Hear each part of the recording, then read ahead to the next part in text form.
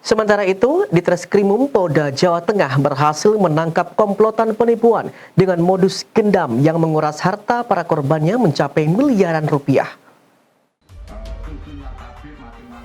Direktur Reserse Kriminal Umum atau Ditreskrimum Polda Jateng, Kombes Pol Johandani Raharjo Puro mengatakan, pihaknya berhasil mengamankan 6 orang yang sudah ditetapkan sebagai tersangka.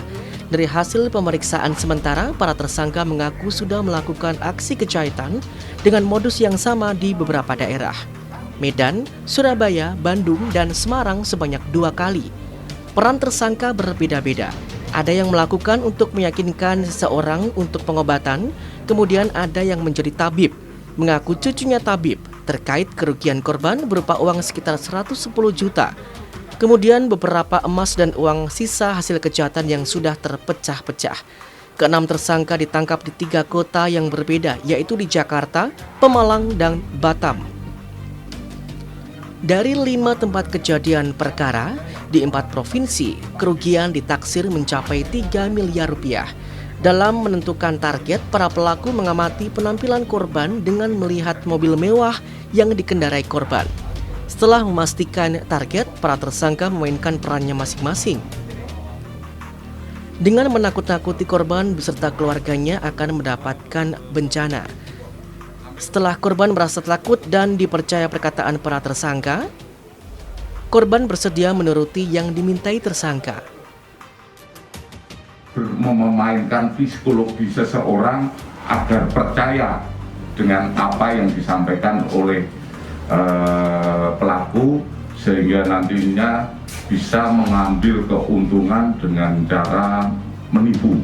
Adapun peran-perannya masing-masing, ada yang melakukan meyakinkan seseorang untuk pengobatan, kemudian ada yang menjadi tabib, ada yang cucunya tabib, masing-masing memberikan keyakinan kepada korban. Sementara otak dari aksi kejahatan Erwin mengaku dalam menjalankan tindak kriminalnya hanya memerlukan waktu sehari untuk menguras harta korban.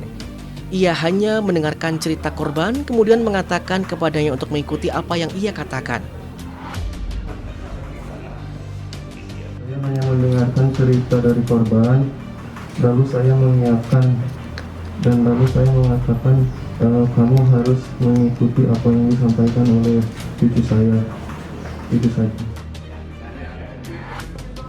Saat ini barang bukti diantaranya uang tunai senilai 110 juta, uang $100, 25 lembar, emas batangan seberat 1 kg, 8 unit handphone, 2 buku tabungan, dan 7 buku ATM berbagai jenis bank sudah disita dari tersangka.